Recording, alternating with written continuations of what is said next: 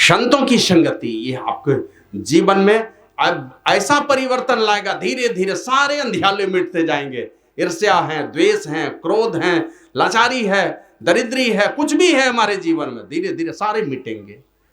ईमानदारी से गुरु के चरणों में, संतों के चरणों में हमारा प्रेम जुड़ा हुआ होना चाहिए। संसार से वैराग्य और परम संतों के चरणों में अनुराग होना चाहिए। श्री सद्गुरु महाराज की जय। तो शंकर भगवान कहते हैं, ए गिरजा, संतों की संगति से बढ़कर के संसार में दूसरा कोई लाभ नहीं है। इसलिए आया संतवाणी में, कोटि कोटि तीरथ करे, कोटि कोटि कर धाम, जब लग संत ना से वही सरय न को काम। एक भी काम नहीं घटेगा जब तक संतों की संगति नहीं करेंगे। और शंकर भगवान कहते ये संतों की संगति यों ही नहीं मिलती, बिनु हरि कृपा न होई सो। किनकी कृपा? संसार के किसी और कलेक्टर की कृपा की, किसी और किसी पदाधिकारी की कृपा से मिल जाएंगे, ऐसी बात नहीं है। कहा जिस दिन परमात्मा की कृपा होगी, बिनु हरि कृपा न होई सो गा वही वेद पुराण।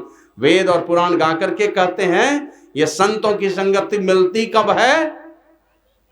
मिलती है। बहुत सारे संत लोग हैं, मिली है, लेकिन आपके दिल में प्रेम नहीं उपजेगा। प्रेम जिस दिन उपज गया उस दिन हो गई संगति, नहीं तो आपके बगल से ही चले जाएंगे, कोई संगति नहीं है। संगति तो तब होती है जब आपको प्रेम पैदा हो जाए, और संतों के चरणों में प्रेम तब पैदा होगा जब परमात्मा कृपा करते हैं। ये भगवान भोलेनाथ कह रहे हैं। इसलिए संतों की संगति आपको निहाल कर देता है। जब उनकी संगति में आप जाते हैं, दुख दरिद्री सारे मिटेंगे। आया है तुलसीदास जी महाराज की वाणी में, ज्ञान कहे अज्ञान बिनु, तम बिनु कहे प्रकाश।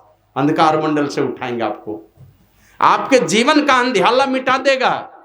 आपके जीवन में जो अंधियाला का रूप है, चाहे वो क्रोध है, लोभ है, ईर्ष्या है, द्वेष है, कामना है, ये सारे अंधकार के ही रूप हैं। गरीबी है, दरिद्री है, लाचारी है, और भी किसी तरह के दैहिक दैविक भौतिक कोई तरह के ताप है, ये सारे अंधकार के ही रूप हैं। इन सारे अंधकार को, ये नहीं कि खाली साधन भजन करके अंधकार मंडल से प्रकाश मंडल में पहुंचा दिया, ये तो बाद की बात है। शुरुआती बात है कि आपके जीवन में जो अंधकार का जो भी रूप दिखलाई पड़ता है, घना कोहरा जो आपके जीवन में दिखलाई पड़ता है, कहीं दुख दरिद्री है मेरे जीवन में, लाचारी है मेरे जीवन में, ये सारे दुख दरिद्र और लाचारी धीरे धीरे धीरे धीरे सारे मिटते जाएंगे, सब मिटेंगे। कहते थे गुरु महाराज, नहीं था पानी पीने के लिए कोई बर्तन, लेकिन सोने का बर्तन है मेरे पास। नहीं थे मेरे पास कपड़े बदलने के लिए, कि मैं एक कपड़ा के अलावा दूसरा नहीं है कि कपड़े कैसे बदलूंगा। नहा करके नंगे बैठना पड़ता था गाछ के आड़ में, लेकिन अब तो इतने कपड़े हैं कि रोज कपड़े बदलूं तो कपड़े नहीं खत्म होंगे। कहते थे कोई डॉक्टर इलाज नहीं करता था, और अभी बड़े बड़े डॉक्टर आते हैं इलाज करने के लिए। और तो और आप लोग जानते होंगे, एक जमाना था कि गुरु महाराज को देख करके लोग नफरत करते थे। नफरत की एक कहानी में महर्षि में ही चरित में पढ़ रहा था। एक दिन ये कुएं पर गए पानी पीने के लिए, कहा माता जी मुझे पानी पिला दो। तो माता जी पानी भी नहीं पिलाई, और गलती से उनका जो घड़ा था ना मिट्टी का, उस घड़े से गुरु महाराज का शरीर स्पर्श हो गया। और वो जो मिट्टी का घड़ा कितनी कीमत होगी? 25 पैसे उस समय, गुरु महाराज के समय में। आज से माना 1904 ईस्वी में घर छोड़े हैं परीक्षा देते हुए, उसके बाद की ही बात है। तो आज से 100-125 साल पहले की घटना है ये। उस समय तो 25 पैसे भी कीमत नहीं होंगे। और वो किसी तरह गुरु महाराज के शरीर से छुआ गया, स्पर्श हो गया, तो माई बिगड़ गई गुरु महाराज के पास ऊपर, और कहा कि तुम अपवित्र कर दिया मेरा घड़ा, इसकी कीमत दो।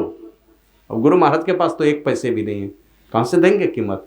तो हाथ में जो छतरी थी ना वही दे दिया, छाता वही दे दिया, माई ले लो मेरे पास और कुछ नहीं है। तो छाता ले ली गुरु महाराज से। और वही गुरु महाराज के विषय में एक से एक चमत्कार की बातें आप लोग सुने होंगे कि जब अग्नि संस्कार किया गया था गुरु महाराज का, जहां पर मिट्टी सब नोच नोच करके उखाड़ के वहां की सारी मिट्टी लेकर के चले गए, गड्ढा बना दिया था जहां पर समाधि मंदिर है। क्या करते थे? ताबीज में भर के पहना देते थे। जब पानी लिया उसमें थोड़ी सी मिट्टी डाल दिया, भूत प्रेत सब भाग गया।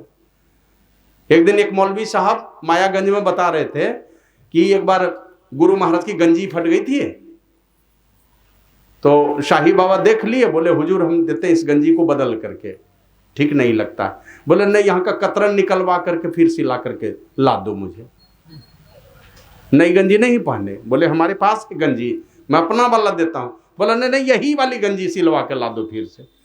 तो दर्जी वहां का कतरन निकाल दिया, फिर से सिलाई कर दिया। तो यहां पर तो जानते हैं पसीना से जल्दी कपड़ा सड़ता है।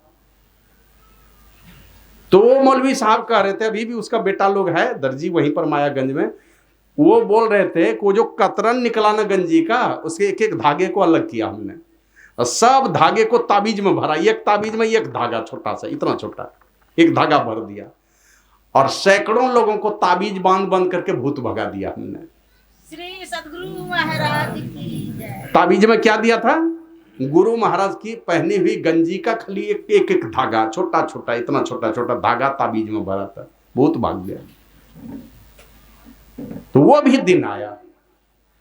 एक साथी हमारे गए थे, बोले कि जब अग्नि संस्कार करने के लिए गए तो वहां के जितना राख सब बचा हुआ था ना, सबको गंगा जी में विसर्जन करने के लिए ले गए। तो बोला सब लोग को 250 ग्राम खा गया वहां का राख उठा करके, जो गुरु महाराज को जहां मना अग्नि संस्कार किया गया था, राख उठा के खा गया। वो एक चीना ढाब के थे रामलगन साजी, वो बोलते मैं भी बहुत सारा राख खा लिया और आधा किलो राख पूरे बदन में लगा लिया। जिस गुरु महाराज को एक माई ने घड़ा छूने पर उसका कीमत मैंने छाता ले लिया था कीमत के बदले में, और वो गुरु महाराज जो जब शरीर छोड़े थे बर्फ के शिला पर रखा गया, बड़ा बर्फ पर, तो उससे जो पानी रिस रिस करके पानी जो बर्फ पिघलता था, उससे जो पानी बनता था, एक एक बूंद पानी लोग जमा करके रखा और उस पानी को लोग अमृत बना करके पी गया सब लोग, एक बूंद नहीं गिरने दिया। शाही बाबा को तो बहुत निकट से हम लोगों ने मनियारपुर में देखा। तो इसलिए संतों की संगति ये आपके जीवन में अब ऐसा परिवर्तन लाएगा, धीरे धीरे सारे अंधियाले मिटते जाएंगे। ईर्ष्या है, द्वेष है, क्रोध है, लाचारी है, दरिद्री है, कुछ भी है हमारे जीवन में, धीरे धीरे सारे मिटेंगे। ईमानदारी से गुरु के चरणों में, संतों के चरणों में हमारा प्रेम जुड़ा हुआ होना चाहिए। संसार से वैराग्य और परम संतों के चरणों में अनुराग होना चाहिए। और ये कब होगा?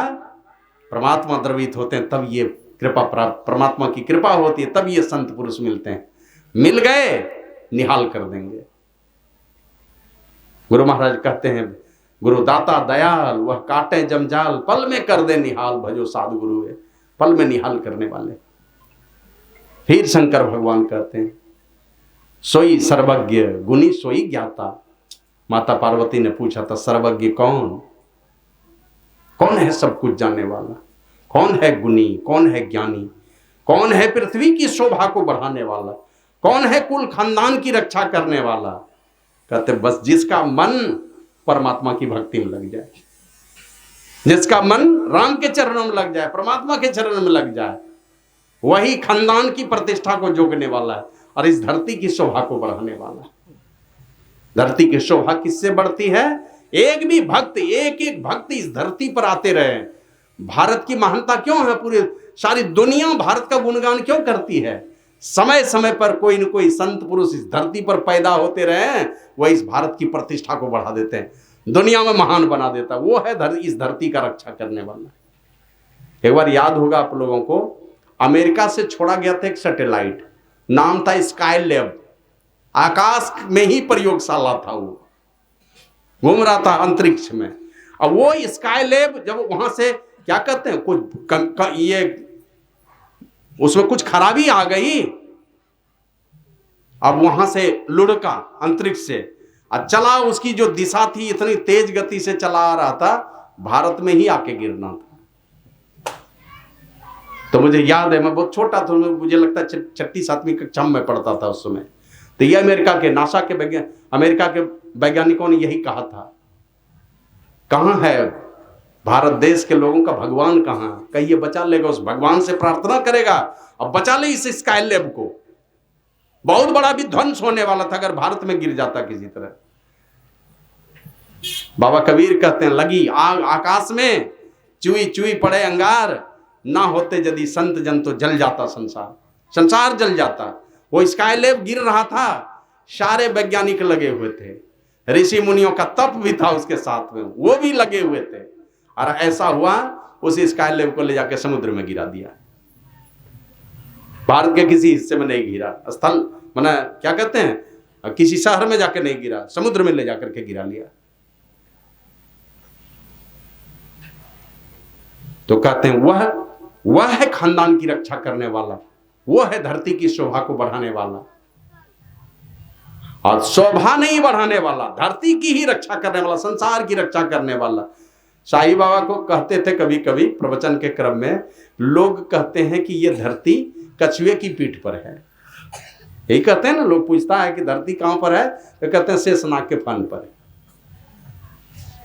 कोई कहते हैं कछुए की पीठ पर है। तो कछुए की पीठ पर जो कहते हैं तो उससे पूछो कछुआ कहां पर है, कहेगा पानी में। फिर पानी कहां है, कहेगा धरती पर। ये धरती कहां है, कछुए के पीठ पर। ये तो उल्टी पुल्टी बात हो गई, कछुआ ही है पानी में और पानी तो धरती पर है, तो फिर धरती कैसे हो गई कछुए की पीठ पर। तो साईं बाबा कहते तो नहीं, ये धरती कछुए की पीठ पर नहीं है, बल्कि ये धरती है कच्छपी वृत्ति वाले जो संत पुरुष हैं, कछुए वाली वृत्ति है उनकी। कैसी वृत्ति होती कछुए की, जरा थोड़ी सी ठोकर मारिए कछुए को, क्या करेगा, सारे अंगों को समेट लेता अपने कवच के अंदर में, सबको। अब दीजन ऊपर से हथौड़ा, वो हिल डोल कुछ नहीं, लगेगा मर गया। एक महात्मा जी घर में बैठ के उपदेश कर रहे थे, हुआ भूकंप। अब जैसे भूकंप हुआ, एकदम विशाल मकान, और हुआ भूकंप, तो जो लोग सुन रहे थे ना सब डर गए। डर के मारे सब हड़बड़ा करके सब भागे बाहर की ओर। कुछ देर के बाद भूकंप समाप्त हुआ, धरती स्थिर हुई, तब भक्त लोग फिर धीरे धीरे अंदर घुसे।